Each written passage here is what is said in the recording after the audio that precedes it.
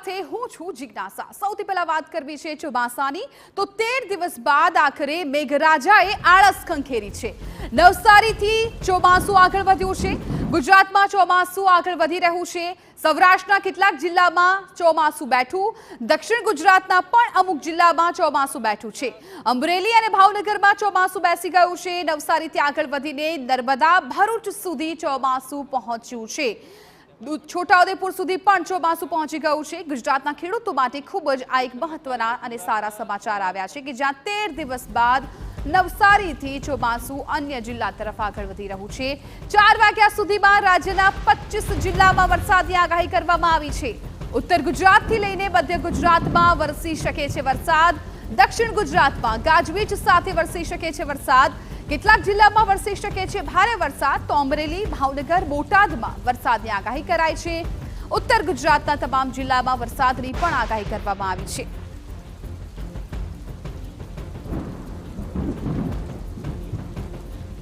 તો આખરે હવે 13 દિવસ બાદ મેઘરાજા મન મૂકીને આખા રાજ્યમાં વરસી શકે છે, કેમ કે હવે નવસારીથી ચોમાસું ધીમે ધીમે આગળ વધી રહ્યું છે। નર્મદા, ભરૂચ તરફ ચોમાસાની એન્ટ્રી થઈ ગઈ છે। આ સાથે અન્ય જે જિલ્લાઓ છે કે જ્યાં હજુ સુધી મેઘરાજાએ સત્તાવાર રીતે તેમની એન્ટ્રી નથી કરી, એ જિલ્લાઓમાં પણ વરસાદી માહોલ છવાઈ જશે અને આખા રાજ્યના લગભગ 25 જેટલા એવા જિલ્લાઓ છે કે જ્યાં આજે સત્તાવાર રીતે ચોમાસું બેસી પણ જશે।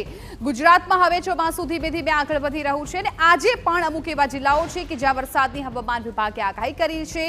અમરેલી, ભાવનગર, બોટાદ, સૌરાષ્ટ્ર પંથક ખાસ કરીને ત્યાં પણ વરસાદની આગાહી છે। સાથે સાથે ઉત્તર ગુજરાતના તમામ જિલ્લાઓ કે જ્યાં પણ વરસાદની આગાહી છે અને આજે સાંજે 4 વાગ્યા સુધીમાં રાજ્યના 25 એવા જિલ્લાઓ છે કે જ્યાં હવામાન વિભાગે વરસાદની આગાહી કરી છે। ઉત્તર ગુજરાતથી લઈને મધ્ય ગુજરાત અને દક્ષિણથી લઈને સૌરાષ્ટ્ર સુધી ગાજવીજ સાથે વરસાદ વરસે તેવી શક્યતા છે। આ વખતે ચોમાસું છે એ થોડું વહેલું બેસી ગયું છે, પરંતુ નવસારીથી ચોમાસું આગળ વધવામાં થોડી વાર લાગી હતી।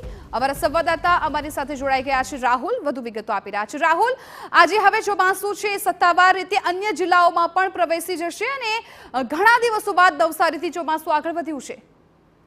જી જિજ્ઞાસા, ખેડૂતો માટે ખૂબ જ સારા સમાચાર લગભગ 13 દિવસ બાદ આવ્યા છે। ખેડૂતો ખૂબ આતુરતાથી વાવણી લાયક વરસાદની રાહ જોઈ રહ્યા હતા। હવે આવનારા દિવસોમાં ચોમાસું ફરી આગળ વધશે। હવે 25 તારીખ સુધીમાં જો ચોમાસાની વાત કરીએ તો 25 જૂન સુધીમાં ચોમાસું અમદાવાદ સહિતના સૌરાષ્ટ્રના ઘણા જિલ્લાઓને આવરી શકે છે। હવે આગામી 5 થી 7 દિવસ ધોધમાર વરસાદ ઘણા વિસ્તારોમાં જોવા મળી શકે છે। હાલ પણ ચિંતાની વાત એ છે કે ગુજરાતના એવા 70 તાલુકા જે છે જે વરસાદથી બિલકુલ વંચિત છે, જેઓને વરસાદ હવે આવનારા 2 થી 4 દિવસમાં મળી શકે છે।